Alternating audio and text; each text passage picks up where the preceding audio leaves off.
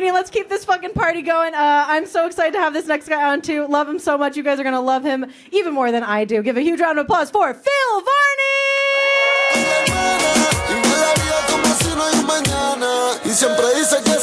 Hannah Becker, everybody! Give it up! Give it up. Oh, it's so nice to be here with all of you. I want to change the pace a little bit just at the beginning of my act. I want to start with a little physical comedy. Is that okay?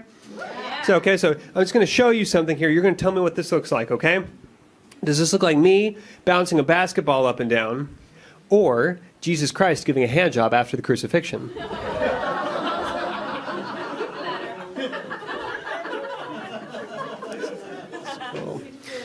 There was a hole in his hand, and I'll stop now. I'll stop. God, this jacket was the bad idea. It's so hot. I'm dressing for the weather I want, essentially. It's been so hot here. And I think the worst part about the heat is just knowing that there's like this climate change element to it, that it's going to get hotter and hotter. There's nothing we can do. You know, we're all going to fucking burn to death. It's crazy. But I think, like, it's important to at least try. You know, I think for me, to get through life, I just try to do the little things to protect the climate in my own way. It helps me know when I burn to death, I can be like, okay, well, I was at least better than everyone else. Like, for instance, I use the canvas bags, those reusable grocery bags. Anyone else use those?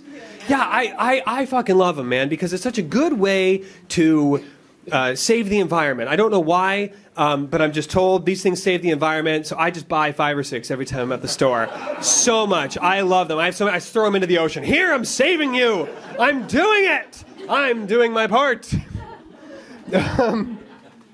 Another thing that I'm trying to do is eat a little bit healthier, eat a little bit more sustainably. I recently became vegetarian. Anyone else in the crowd? Protein deficient? Yes. Brittle bones. Oh, me. My doctor recommended it as well. He said, you know, Phil, you need to change up your diet or you will be dead in 30 years. So I decided, okay, I'm going to become vegetarian. And then Burger King released a vegetarian cheeseburger, and I will be dead in 5 years. That's what's happening. That's what's going to happen. But I do love Burger King. What I love about Burger King more than anything is that it has introduced me to the woman I love more than anything in this world. You're so whipped, dude. You are so... It's okay, this is a safe space. She can't hurt you as long as you're in public. Now, the woman I love more than anything is the woman who works at the Burger King, who, despite seeing me every single day, always pretends like she's seeing me for the first time. You know, every single day. Welcome to Burger King, what would you like? Welcome to Burger King, what would you like? Welcome to Burger King, what would you like? Your hand in marriage, madam. I love you. I love you. No, it's actually not true. I do actually have a girlfriend, and today's our 2-year anniversary, actually. Yeah. She's here in the audience right here. She's lovely. I love her. She says, Phil, you are not a shower, you are a grower. Do we know what this is? If you don't know what it is, being a grower means that you have a girlfriend who doesn't want to hurt your feelings. It's nice. Yes, I am in a good, stable relationship. I love it. I am not polyamorous, despite the fact that I live in this goddamn city.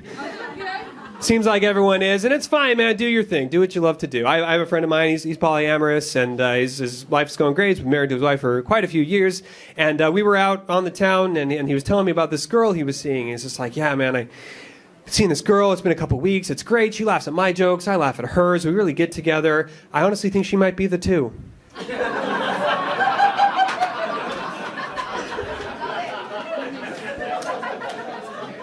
Yeah, it's a weird world. Just dating, it's a hard thing to navigate. And like, you know, every comedian has their Tinder bit. I'm no exception here. I'm going to do a little bit of a Tinder joke here because I've been on Tinder. Or I was on Tinder. I'm not anymore. I promise. I promise, babe.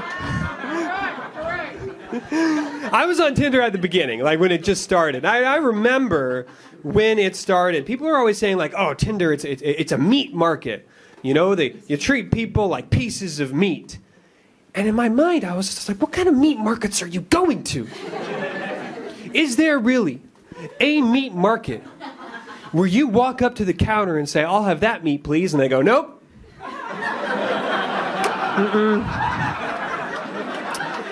No, you will not.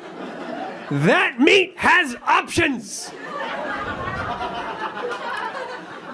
But my favorite part about Tinder is the exit interview after you get off Tinder. They ask you why you leave the app. My favorite part about it is that they never have any of the real reasons on there of why people leave Tinder. So it's just bad market research. If they really wanted to know, they would have options like, this app has made me depressed and I'm going to kill myself. Like, that would be on there. Or like, my wife is coming back from her business trip soon. Or just like, I'm done masturbating, you know? Like any of that shit. Any of that shit. But I'll finish on this, guys. You know, I had a hard time on Tinder for quite a while, and I finally had a date that worked when I was first starting out. We had first date, second date, third date. After the third date, I asked her, "Can I kiss you?" And she said, "Sure." Her words. We kissed, we pulled apart, and she said to me, "You know, you didn't have to ask." And I said, "You haven't been reading the news." But that's just how I am. I ask before I can kiss someone. It's what I do. It's my signature move. And she's still with me after 2 years. Every time I go down on her, I'm like, is this okay? Is this okay?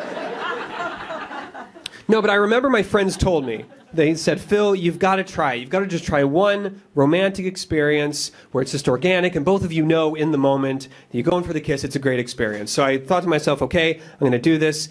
There was a girl that I'd seen quite a bit of, and I was really interested in her. We were together in a restaurant, and I just went for it. You know, I just thought the time was right. I really thought it was the right way to go. And when our lips touched, it was like electricity. It really was something completely different than I'd ever felt before. And I just thought to myself, oh my God, this is amazing. Why don't people just walk around kissing without consent all the time? This feels so good. And then we pulled apart. She looked into my eyes and said, "Welcome to Burger King. What would you like?" My name's Phil Varney, guys. Thank you very much.